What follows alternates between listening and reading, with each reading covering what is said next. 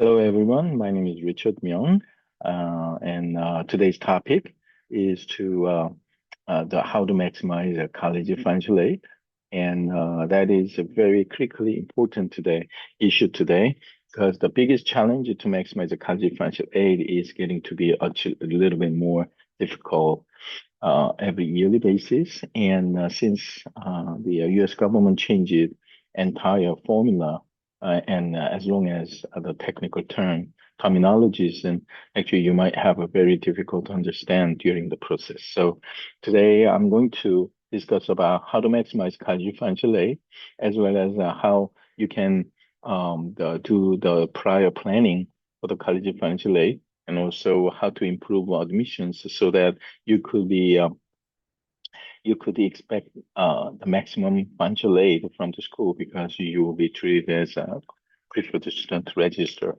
And also various research programs to enhance your personal profile to maximize financial aid opportunities. So this is me, and I was briefly introduced, and you can actually refer back to my profile later. And today's the most interesting topic is what is college financial aid? Of course, I will talk about need basis financial aid and not merit basis, but merit basis is included inside the need basis, so it's not separate each other as well. It is a combined concept. So you won't be able to receive more than need basis, even though you receive the merit basis, because they will deduct it from need basis amount. And the next one is how does it work? Is of course we have to discuss about eligibility, application, verification of income and asset, also appealing process and financialization at the same time. So let's talk about eligibility. The student current the status is more important. Permanent resident or U.S. citizens are eligible, and you have to have at least a GPA 2.0 out of 4.0 scale. International students are rarely exceptional, but about 184 students, the financial aid awarding schools are available among private colleges. Also, undocumented student or DACA students, it used to be okay until last year, but this year maybe you might have to take your own risk, especially for Trump government administration, actually the status check. So I have a strong concern about any financial aid on this student status. This is very important, the page, especially discuss about cost of attendance, including tuition, room and board, food cost, transportation, fees, and personal expenses together. So entire cost of attendance amount is the maximum total needs we need to look for. However, in between students and parents' income, asset, number of household size, or parents' net worth of business or income level would be greatly they're considered to calculate student contribution and parent contribution together, which can be combined to finalize student aid index amount. Student aid index amount is your own liable portion from each colleges you apply for.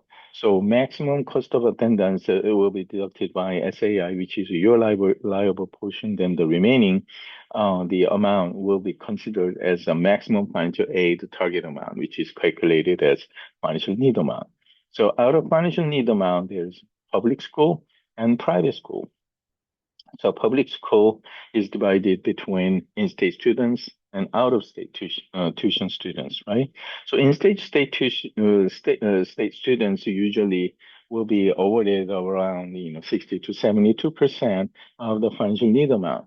The California is a little bit exceptional because of the Cal Grant A is in between 82 to 86%.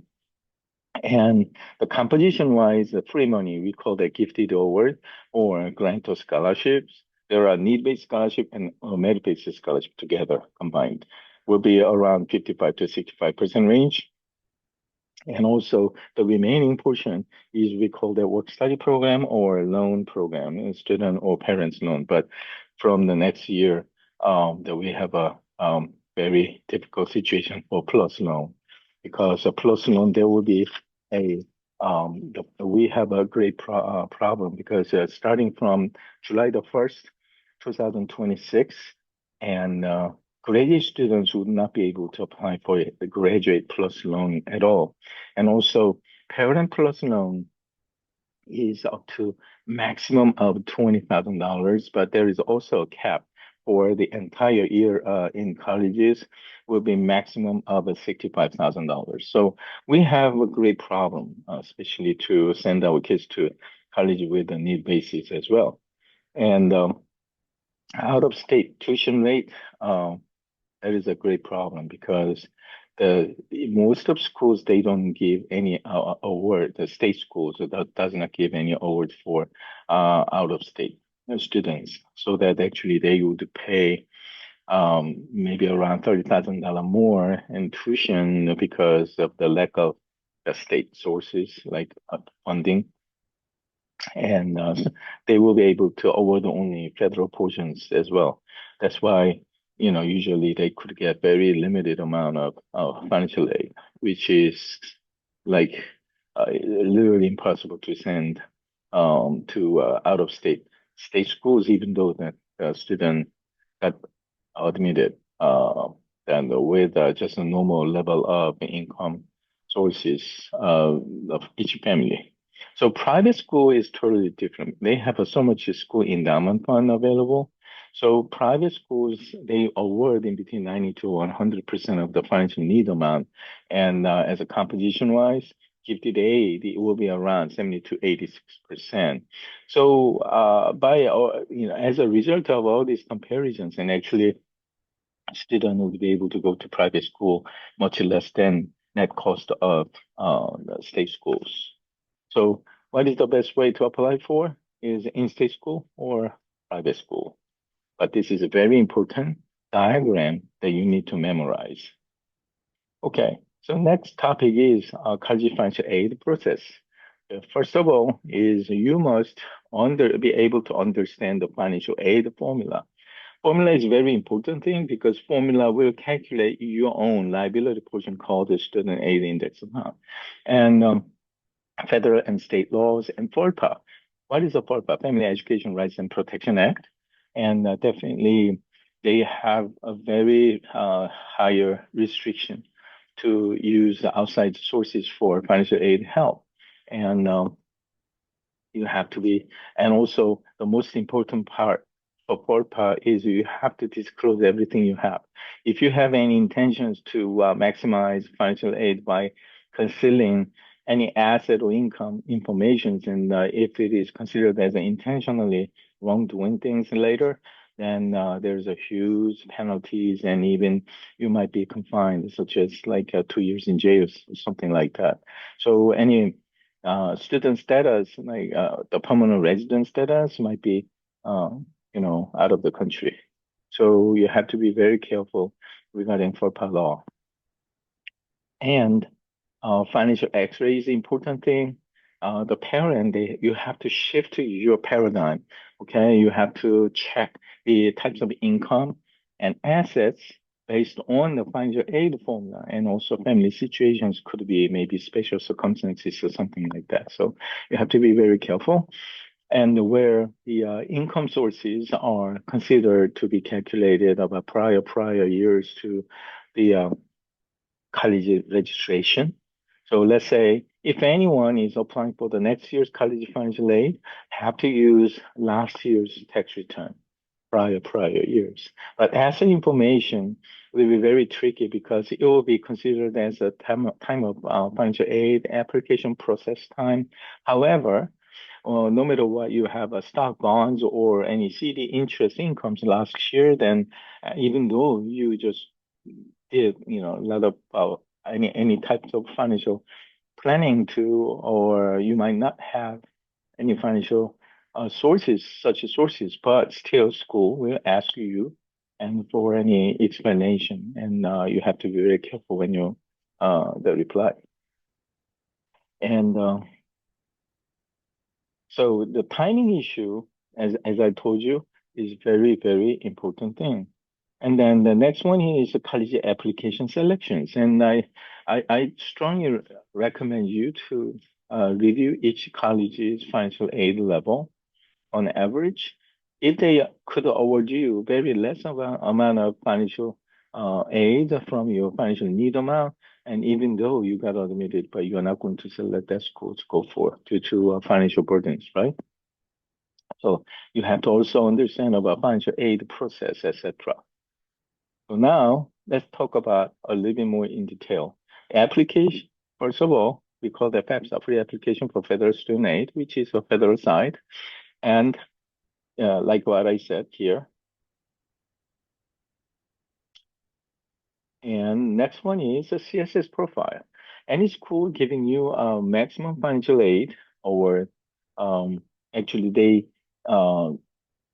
FAFSA information is very limited. So they try to extend more questions and try to find every details about your financial income and asset, including your parents' the business income and loss and asset and liability information as well. That's why they ask for CSS profile through College Board. And once you submit these informations, and there will be also another requirement for IDOC system, institution documentation service. So you have to select all those verification information and upload it to IDOC system, so they could actually distribute those informations among the the joint schools who are using IDOC system. If even though it is a private schools requiring CSA profile does not require IDOC system, then you have to really follow up with such individual independent private school colleges by yourself. And some colleges, they have institutional financial aid application, and also you have to follow up income verification and expense verification as well. And also, once you receive the financial aid, you have to really consider about strategic ways of appealing process. And, or sometimes a financial hardship conditions, such as parents actually lose your job, or any high level of health conditions or expensive medical expenses are rising. So that is a typical like a negotiation status. And then final process is like once you were awarded for student loans or parents loan, and you have to complete master promissory note and the loan counseling courses as well at the same time. So this is a FAFSA application of this year, and it will be available to arrange this FAFSA application starting from October the 1st. But actually, I'm giving you the kind of some screenshot of these pages. And this right side is a deadline for the school's FAFSA deadlines, which is equals to their state deadlines. But each state has a different deadlines. But the most important deadline is the school's priority deadline, which is much faster than state deadlines. And also, all the action, all the decision, and regular students are quite different deadlines you have. So you have to check every school's deadline by accessing their website. And this is a CSS profile. Once you access College Board, and there is the on-screen page, and actually right down side at the corner, there is a CSS profile application. You have to use your College Board username and password to access this CSS profile. So you can actually check your participating school's name on the left-hand side as well. So if you just click, and you will be able to see the list of the schools, requesting the CSS profile.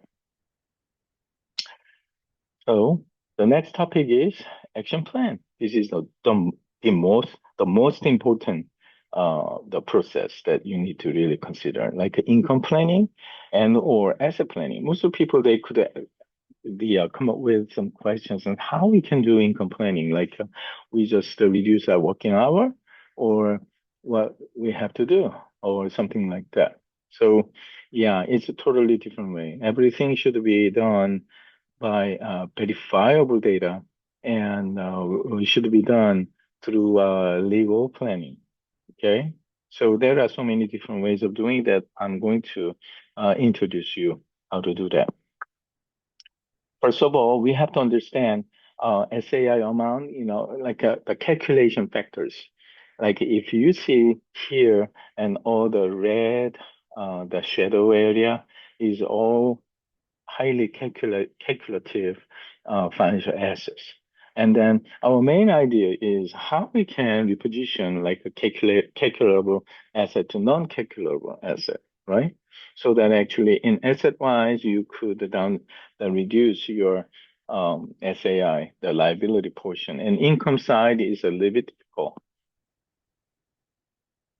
Financial aid impact is like I will show you, and all the red colored asset. I don't have much time today actually to go for every single bit by bit, but if you have any assets or kind of income, untaxed income is calculable by IRA deductions and even tax qualification for like a Roth IRA contributions or even pension 401k because you are able to manageable.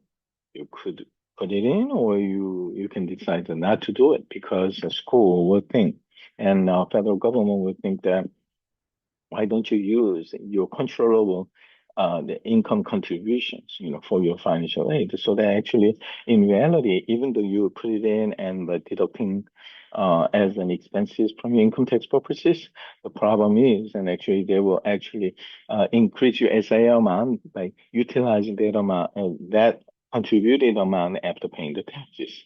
So everything will become in vain. And assets like education saving type asset, that is the biggest challenge, right? Because no matter how much lower income you have, because you have saved this asset for the purpose of financial aid. So Uncle Sam, U.S. government will definitely increase almost 3 to 5 times of this saved amount than your current cash assets you have. This is a page of FAFSA application in paper version.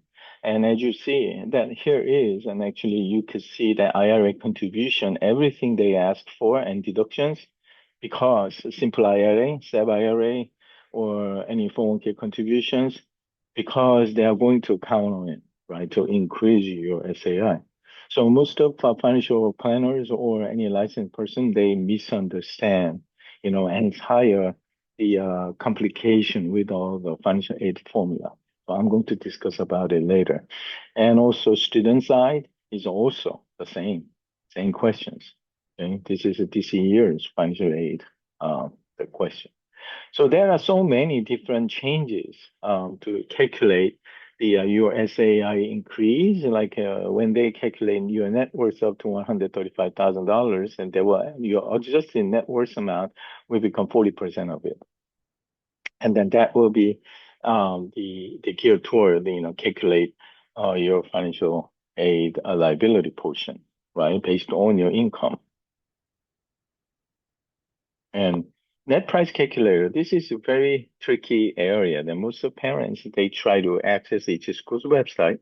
Financial aid section, there is always a net price calculation, how much you could pay to the school after receiving financial aid. That is a net price, right? But many schools, especially private schools, usually they miscalculate it because if you believe that it will cost you so much and bring you biggest financial burdens, and you're not going to apply for it. So they will lose the opportunity to review your kids, so that they normally have a disclosure that some portion has not been calculated or is not the exact amount that you could be liable for. Maybe it may change, after reviewing your income and asset verification later, something like that. So just ignore that. So FAFSA application is like that. So you could see that there is a calculable asset and non-calculable asset. So such a reposition could definitely gear toward your planning effect by reducing your SAI amount. And this is for business owners, okay? Instead of you you underreport your income, which is um, it's not a tax avoidance. That's tax evasion, which is illegal. But if you use this type of corporate trust methodologies, and you could definitely deduct even up to annual contribution, the amount limit is kind of even up to $350,000. So how about this one? Simple IRA salary deferrals, or even 401k is not recommended, but profit sharing is recommended. The defined benefit pension or cash balance and 412(b)(3) defined benefit plan are highly recommended. So according to the owner of the business, especially your family member, the highest age being employed by with a W-2 income, or even the LLC, pure LLC income. And then you could see the maximum up to the income level of 350,000. Then you could even contribute up to $351,000, which means tax deductible. So you could actually have a lot of rooms to play with this corporate trust. So you can not only reducing your taxes, you can the whatever deduction amount goes to your corporate plan. So it's not parents' income or asset; it's a corporate plan's the asset. And at the same time, you save a lot of taxes and maximize the current financial aid. So as a result of this example, this is a general contractor, like making $290,000, but he is contributing up to $210,000, 885. So he could save so much taxes.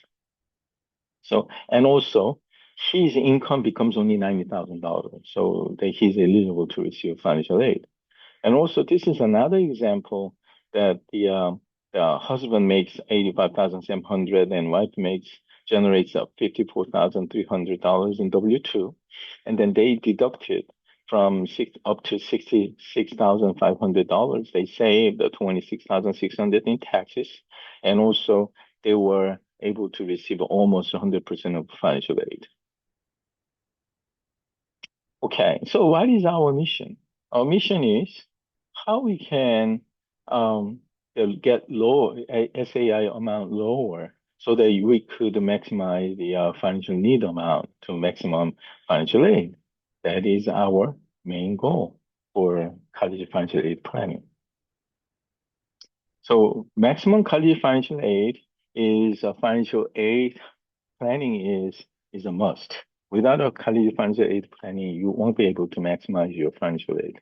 Even though you have only W-2 income employee, but if you are maximizing your 401k to reduce your income taxes, and also trying to show your the adjusted gross income, you are making a big mistake, because you'll be able to pay more than what with the status that you don't do it.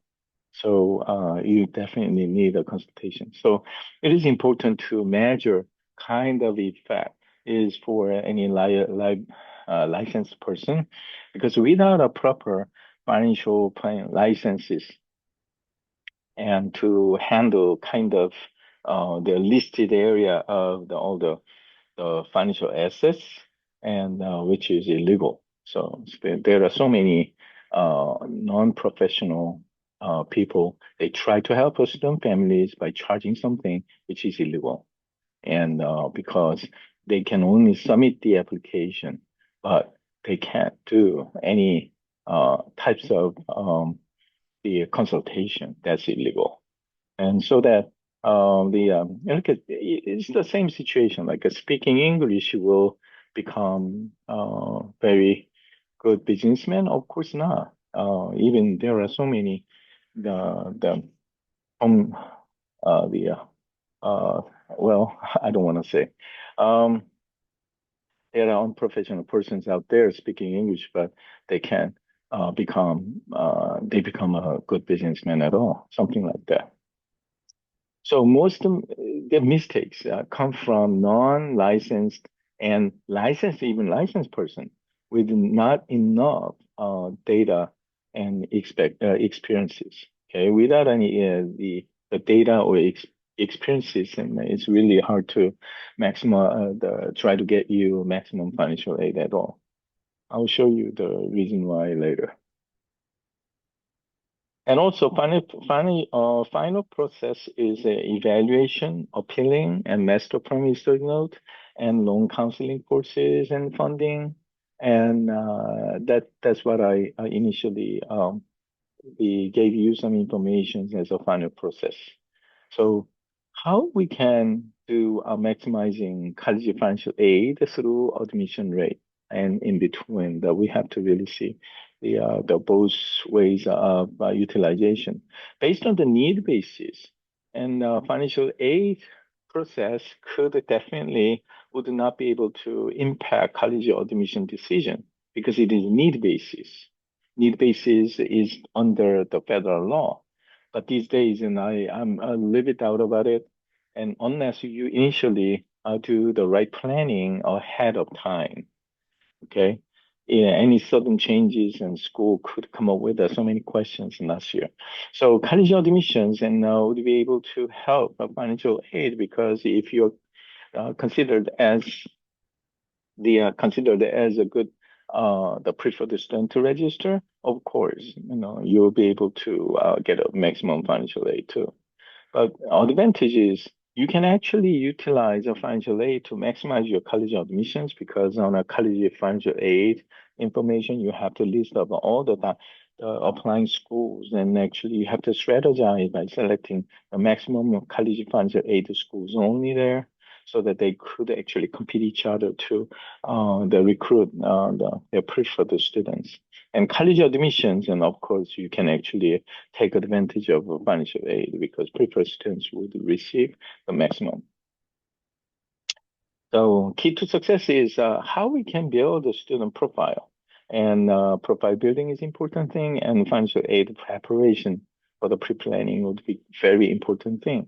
This is kind of actual data I pulled up from our existing the clients, and actually financial aid appeal result this year, and from the here, nothing to something, nothing to 47,095, nothing to 13,000, blah, blah, blah, blah. Why does this cause this type of problem? Because please do not try to understand by submitting the application is all done, usually without any planning and deep understanding about your financial aid, and then you could make any huge problem here. Even this student was receiving nothing, and even Cornell. But after the three appeals process and $78,423 free money was awarded that year, this year, definitely, something like that. So in understanding admission factor is important thing. Admission process is divided by three different process: academic index and extracurricular activities and personal qualification. Okay, if you look at the common application or each school's application, you could see that there are three segments like this. So admission factors, you could see that here, like a different admission factors, but will be listed on a college application. So each school has a different preference. Very important considered. And very important is about 40-50% range of the consideration. And also important is 30-40% if those are the same and tie among the students, and then they will prefer these considered factors. But even though they are adjacent each other, the University of Chicago and Northwestern, their evaluation is totally even reversed way of the evaluation. So if you copy one application to another application without knowing each school's the very important admission factors, and there's a great chance that you will fail one of each. And as you see, the second one. And so taxonomy is a very important thing, especially this year, the UCLA, there are more than 175,000 something students and actually applied for the school, but each school has, around only less than 30 admission counselors, and usually based only about on average of 7 minutes to evaluate each student's application. They would be able to review only up to about 25,000 students only. So literally it's impossible to review every applications, right? So they have to select the about up to the number of applications they could actually digest. So it is based on the spiritual way of doing it is like a point system. They evaluate each question's answers on the application as a point system. So for example, okay, if your GPA based on 4.0 scale, 3.7 to 3.84 will be the 9 points, and also 3.85 to 4 points is a 10 points, something like that. So according to all this information, they add them together. However, if you are already 11th grade and or 12th grade rising senior, then it's too late to just do something with the all the academic features, right? So you have to really think about the different strategies, how to maximize like non-academic achievement rating, like a national, international level achievement in 4 or more significant areas, you get 5 points. And state or regional is 3 points. And significant at the area level is the 2 or more areas, 3 points. And once you get a 3 points and like a personal qualification rating could give you up to clear 4 points, like a clear evidence of excellent interpersonal qualities, right? So it is much better to strategize, decide of the application, your college application. So the college recommendation is also what kind of words are included, and computer will evaluate, calculate it as a point system. So what happened is, like a college application, there are over 4 million students applying among 27,000 schools, and number one school of each college, 27,000 valedictorians, and also salutarian, like second-ranked students each, and SGA president and editors each. So if you add them together, and there are more than 180,000 students applying the high level schools together, they're competing each other. So, but each top 10 schools, including all the majors, they select only 22,000, a little bit over student range each year. So problem is that there will be only 1% difference could make a pass or fail, yeah, which it will be based on college applications. Okay, please remember this is very important thing. So this time of the year is a really important thing to look at your common application. Of course, this common application, the screen shows last year, so but this year the information is the same. Only the ways of looking is a little bit different. More recently updated, right? So if you look at education section, go down to honors, and they will ask for the 5 achievement record. Okay, is because to calculate the point system. You see. So first step is understanding admission process. Second step is profile building. Third step is college selection. So it must be personally, socially impactful and enhance personal qualities. So leadership research achievement areas, and this is actually a screenshot of one of the widely known colleges, and it says contribution to community. Here, our advice is more than recommendation, right? Or suggestions. They said do not overlook uh, the research, internship, family responsibilities, etc., as an important contributions. So must be socially impactful. And this is another idea. It's like international programs, like a Korean university this year has only about 2 to 3 weeks program in Korea for international winter campus. But they generate the college credit hours, and also the program cost is very, very small. Even one course is only $1,300, and second courses is 2,250. So just to take a screenshot of this page and then you apply there by yourself. Okay. I just found and also some of my students, they really got the nice outcome out of this. And also the accommodation on campus is only about here, one single room and double room is very 3 weeks, only 550, which is even 3 or 4 days of hotel cost. And you could definitely be able to enjoy, inherit all the Korean heritage and as well as all the good experiences with academic improvement. And also, this is another program we have, AGRP It's a research internship program. So it's a various areas of individual research with the IB PhDs.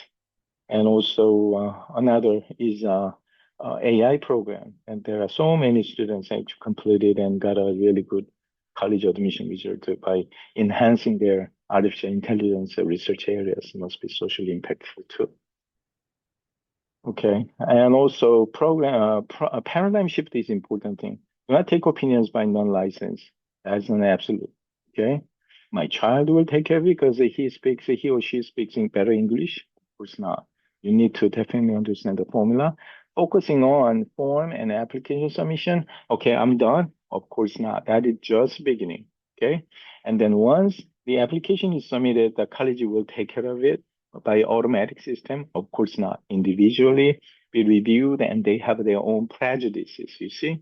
Yeah. Think about it. If your income is only $35,000 a year, but you have $100,000 in stocks, and how do you think? CDs, of course, they're not going to give you any financial aid much at all.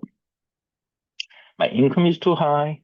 Yeah, of course, I showed you like income over $290,000, which who is not eligible, but after doing a prior planning, and actually was able to receive almost 80% of entire financial aid, more than $65,000 in college free money from the school. And our income is very low, and I'll be able to write. Of course not. Even though you make $40,000, but your expense verification shows that you are spending $6,000 a month, they're not going to believe it. So you'll be in really big trouble. You have to really consider to be making sensible. Okay. And college application market with no financial aid.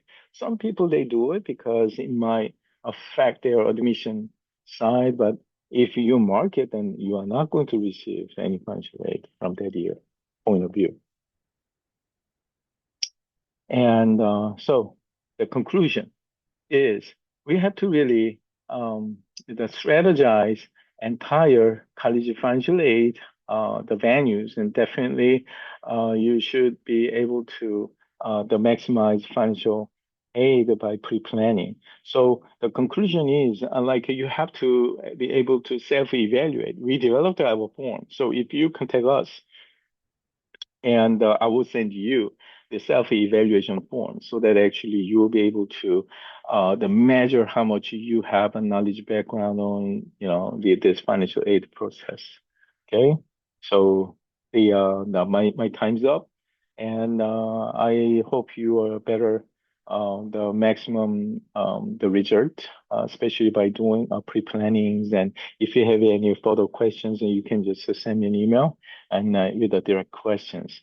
Okay, thank you very much, you all. Thank you. Bye bye.